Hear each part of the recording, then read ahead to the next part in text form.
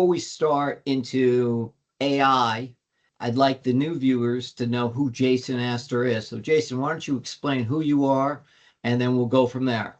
Great, thank you. I had a fun last time, so thank you for having me on again. I'm an attorney by designation. I've been at KBA for 16 years. KBA is the, I guess, founding father of the lease audit business. The owner is a man named Mark Patesh, who's also a real estate attorney, and in 1985 decided should figure out if all these complicated economic components of a lease actually hold up over time. And so, 40 plus years later, here we are still kind of doing the same thing, looking at additional rent expenses and figuring out if the tenant should pay for it or if they intended to pay for it. And to your earlier point, we are starting to use AI to help our business along. Why don't you explain the process of the lease audit? The tenant sends you the lease, he sends you the bills, or she sends you the bills and the lease. What happens? You're looking at leases, you're looking at operating expense reconciliation statements. For those uninitiated, that comes out once a year. Tenants pay rent and additional rent on an estimated basis every year. And at the end of the year, the landlord reconciles, they true up what they actually spent to operate the building versus what they had estimated. And that true up statement usually says, Mr. or Mrs. Tenant, you paid the exact right amount of money, or you paid a little too little, so I need to ask you for some more, or you paid a little too much, so I need to give you a check or credit.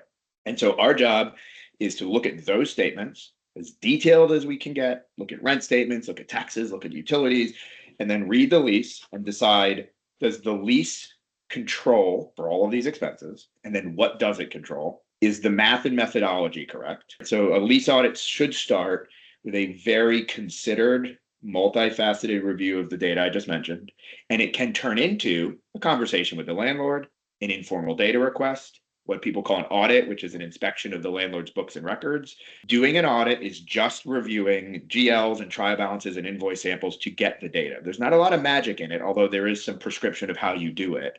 So now that we've talked a little about lease auditing, why did you do AI? What's the reason for it? So if you think about the business model, we are throwing darts blindfolded. We go to a client, they're usually major occupiers. So you're not talking about a single office. You're talking about dozens, if not hundreds, if not thousands of offices, retail style, ground leases, manufacturing, warehouse, anything you can imagine. I do think that what we apply when we do our audit reviews is very special. We do try to read the future. There are many, many cases where we don't fix something today, but we save tenants tens of millions of dollars over the course of their lease because we can kind of proactively see what's going to happen. It's much easier to get a landlord to agree to change a methodology before there's cash as a problem, and they can figure out how to deal with the accounting later. If you think about how much time times the number of people who have CPAs and engineering and accounting and law degrees took to learn how to do this across the spectrum of basic math all the way to what I'm talking about, which is kind of like reading the future and reading in between the legal lines. That's really hard to scale. If you come to me with 20 leases, sure, I can manage 20 leases. I can pretty quickly figure out which. You come to me with 2,000 leases, how do I scale that quality? So when we started to investigate AI, it was already starting to mature around lease analysis, contract general analysis, sentiment analysis, all this stuff that you can do with AI that's getting more and more powerful in terms of how detailed it can read the provisions and kind of give you an interpretation.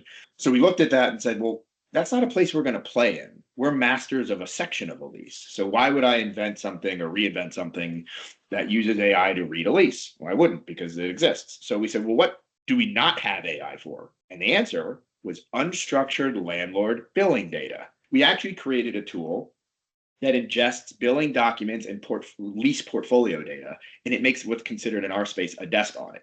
It trends as detailed as we can get every expense that a tenant has paid on their bills all the way out, and it starts to reference components of the lease and decides, do we think that's good, bad, or otherwise? Do we like this cost per square foot? Right. Do we this increase or not like this increase or this decrease? Why might that be happening?